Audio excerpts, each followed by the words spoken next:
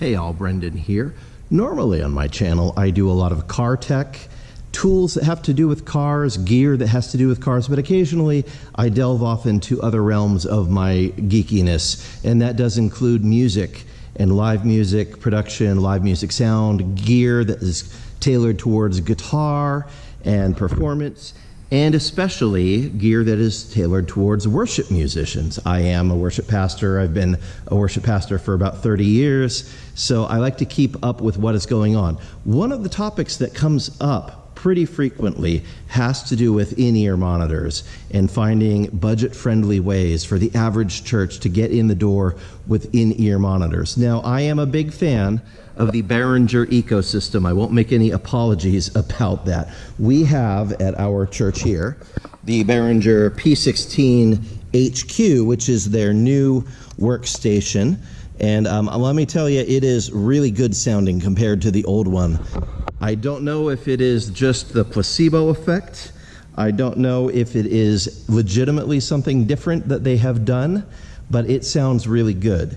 It seems to have a lot more headroom than the previous one, better tone with the potentiometers, better ability to dial in the sound that you want. So kudos to you over there, Behringer, for making a great product that I'm very happy with. But that's not what I'm here to talk to you about. Today we're going to talk about, yeah, you might have a workstation and you can plug directly into it with your in-ears and use a cable, but what if you want wireless? What if you want to be able to connect a wireless unit to your workstation, whether it's a MyMix, a Live Mix, an Allen & Heath ME system, a Behringer P16 system, what have you. If you want to be able to run stereo and in-ears on a budget, there's some pretty expensive stuff out there.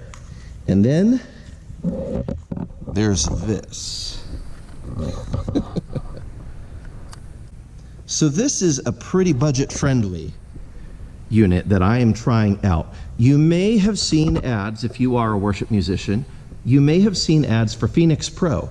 This is one of their products. It doesn't have the Phoenix Pro name on it. It's one of their B lines. It's a brand new line that they're doing, and I get to try it out here in our wonderful sanctuary.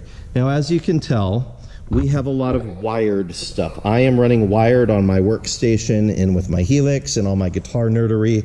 I'm running a couple of tablets here, and I'm wired. I'm not wandering all over the stage, so I don't technically need wireless in-ear monitors, but they are nice to have for events like last Friday night. We did worship out in the round in the middle of the sanctuary. We had a big cross set up in the middle. We set up all the chairs differently, and out here in the middle of the sanctuary, I didn't actually need in-ears because we were out in front of the speakers, but it would have been nice to have. So it's one of those nice to have for us, not necessarily necessary, but I'm going to show you how it works. First of all, it comes in a fairly decent package, like explains what it is. This is in the 900 megahertz range, which is legal for use in the United States. And it comes with some stuff that you probably need. Actually, it didn't come with that, but it comes with an extension cable for if you already have an RF distributor antenna or you need to mount your antenna remotely. That's kind of cool.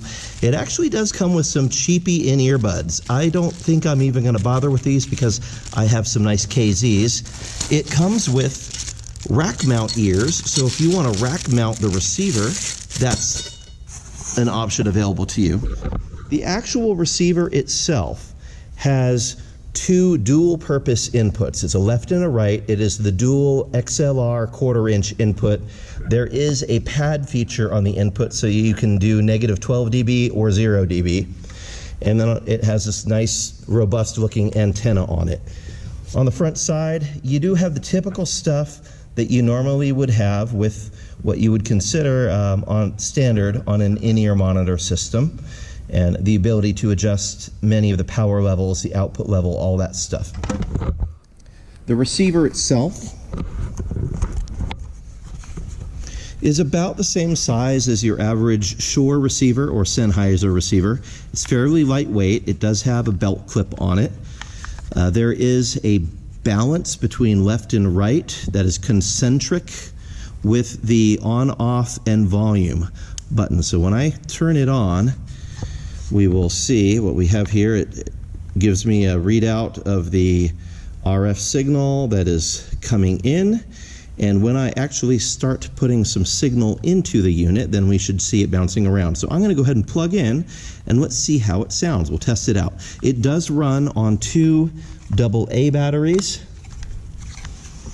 so nothing crazy. It has an infrared mating ability, so you can sync it up with the unit with infrared. You don't have to diddle through all of the individual frequencies unless you really want to. If you've got a frequency-rich environment, you might want to, but this is very lightweight. It feels pretty robust.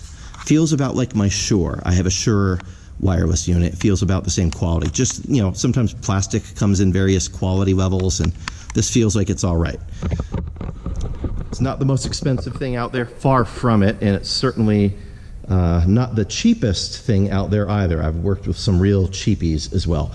So let's fire up the system and have a go at it, and I'll report back as far as how it actually sounds. I'll do a little recording off the board and play it in so you can hear what I'm hearing as I'm playing along.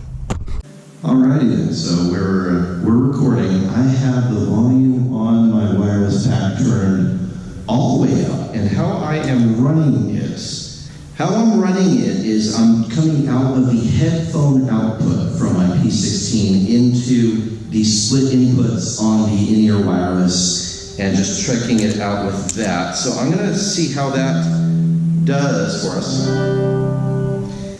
So we're going to switch up to a patch that's more electric centered for this and give it a try. But on the bare channel, it is very clean sounding.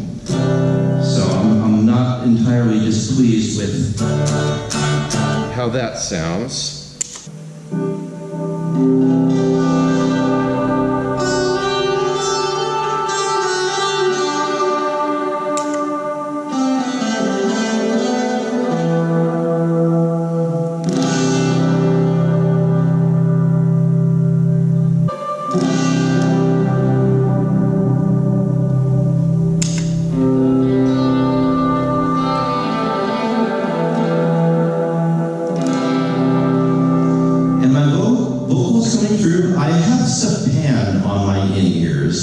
Which is nice with the stereo. So if like I hit the click track, I've got the click pan to one side. And as I'm able to bring that in, I should be able to kind of do my normal thing with that. So yeah, that's sounding nice and clear. Certainly while I wander around in the wireless environment where more wireless things come up, we'll be able to test it. But we don't have anything else operating in the 900 megahertz range up here that I am aware of, at the very least. We have a couple microphones down in the 400 range, one in the low 500 range, and now this is in the 900 range, and it is crystal clear. Now granted, I'm only a few feet from it, so maybe I'll throw on a wireless on my guitar and wander around and just see how it sounds, or I'll just throw on a background track, wander around the sanctuary, and see how it sounds as I do. Why don't we do that? Probably be more effective. So I'm just going to check it for any drop as I come back here to the back of the room. I'm not really expecting anything, but so far everything is very clear. Just for giggles, I'm going to wander outside and see how far it actually throws. See.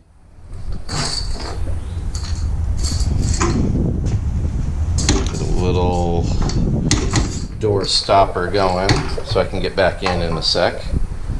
That's not working. I'll just wander around the building if the door closes. But yeah, let's see. So sanctuary, doors. I'm still kind of keeping line of sight with the stage, but so far it's still not dropping out.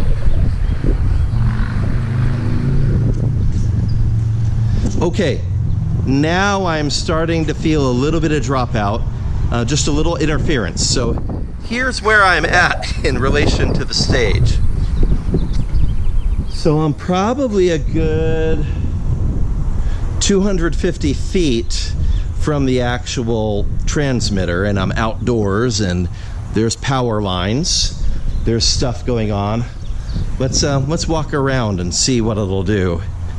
I can still hear it nice and clear. Got the click track going so I can monitor that. I have pads going so I can hear that. I hear a few like record scratch type interferences as I'm out here. And now we've got like a big thick wall. No line of sight, no windows, but I still hear it. So that's good. A couple more record scratchy type squiggles, but again, we're outside. All right. Back in the building. Okay, I'm going to just say that that is a fairly successful test walking around outside, and I can still hear the in-ear monitor. So let's go back to the unit here. Again, this is where it is throwing from here on the ground.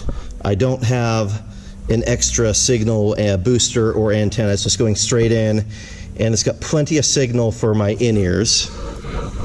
So overall, I'm pretty happy with this. I am going to try it out on the weekend with everything going, all the wireless sources. But again, they're in different frequency ranges, so I don't suspect anything's going to go weird.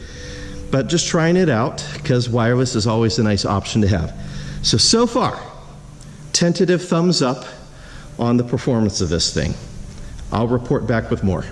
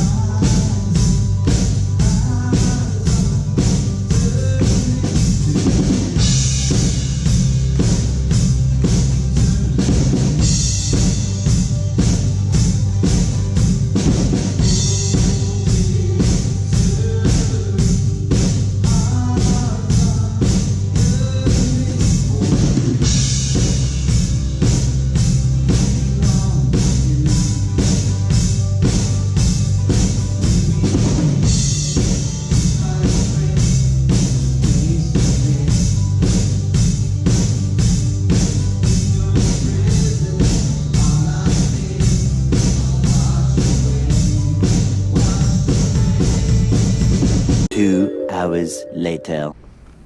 All right, that was a good 3 hours of solid use, and we're still at 100% on the battery.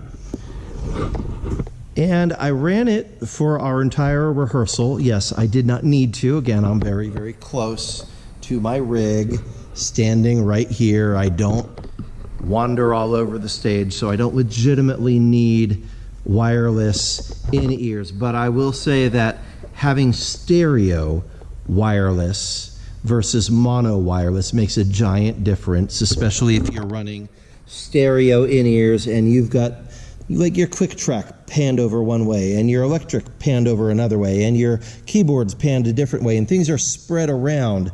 It makes sense to take advantage of stereo. So why wouldn't you have stereo in your wireless pack if you're running stereo in-ears? That's all I'm saying. And so far, I've been very pleased with this Melonare SD2. Melonare is a brand that Phoenix Pro makes. If you're not familiar with Phoenix Pro, I don't know how to say this. They're like the Behringer of the wireless world. They're making decent stuff at a very low, attainable, accessible price point for those of us that can't afford to spend $900 on a stereo Sennheiser unit or a stereo Audio-Technica unit or a stereo Shure unit. Love you guys. I love your stuff, but I can't afford it. So this is under $200 on Amazon for a stereo wireless unit. And I'm not mad at that at all. It's been pretty good. I will drop a link in the description where you can find it. I believe they're going to be providing a discount code as well for our subscribers, for our viewers. So please, speaking of subscribing, if this video helped you out at all, I would love to invite you to subscribe to the channel. Hit like, it really helps me out. I am a one-man show. Well, not on the stage. On the stage, I'm not a one-man show. On the stage, I've got a whole team here. But as far as the channel goes, I'm a one-man show. Every like matters. Every subscription matters. You matter. So please hit like and subscribe. I'm going to have more content coming down the pipeline. Some more gear reviews for music stuff. Some more car stuff. Lots of car stuff. Probably some cosplay stuff coming down the pipeline too, because ADHD, squirrel. That's how I roll. God bless you. Let me know what project you're working on in the comments. If you've got a band that you play with and you have a YouTube channel, drop that in the comments. I'd love to see what you're doing and give you a listen and give you a like. Maybe even subscribe. All right. See you later. God bless. Bye-bye. And on that terrible disappointment, it's time to say goodbye. We'll be back.